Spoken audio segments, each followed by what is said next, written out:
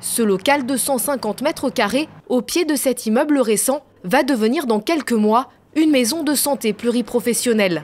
Une initiative de la municipalité d'Éragny-sur-Oise dans le Val d'Oise pour lutter contre la pénurie de praticiens. La ville a perdu de 2010 à 2015 50% de ses médecins, ce qui fait que pour une ville de près de 18 000 habitants, aujourd'hui nous n'avons plus que 6 médecins généralistes. Nous pouvons dire que nous faisons partie des déserts médicaux. Montant des travaux, 350 000 €. 2 médecins généralistes, un ostéopathe et 2 infirmières vont y exercer.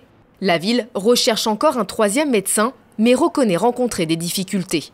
Le Val d'Oise est l'un des départements d'Île-de-France les plus touchés par la pénurie de médecins.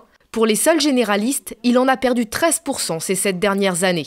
Pour lutter contre la désertification médicale, de plus en plus de communes font le choix de financer ou de soutenir la création de maisons de santé. C'est le cas à Chaumontel, petite commune de 3 500 habitants. Ce pôle médical a ouvert il y a maintenant 3 ans.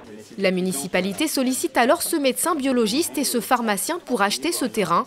Rapidement, les professionnels doivent revoir à la hausse le projet.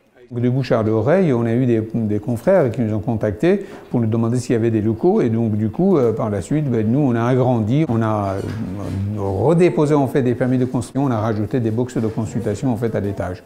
Avant son ouverture, il n'y avait aucun spécialiste sur la ville et les environs, et de nombreux généralistes partis en retraite n'avaient pas été remplacés. Aujourd'hui, pas moins de 30 professionnels travaillent ici.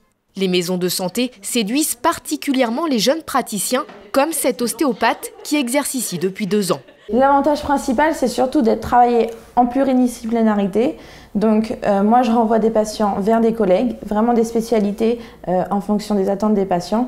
Et de là, on se crée aussi son réseau en récupérant des patients des collègues. Près de 1000 maisons de santé pluriprofessionnelles existent en France, contre 20 en 2008. Et plus de 300 sont en cours de construction.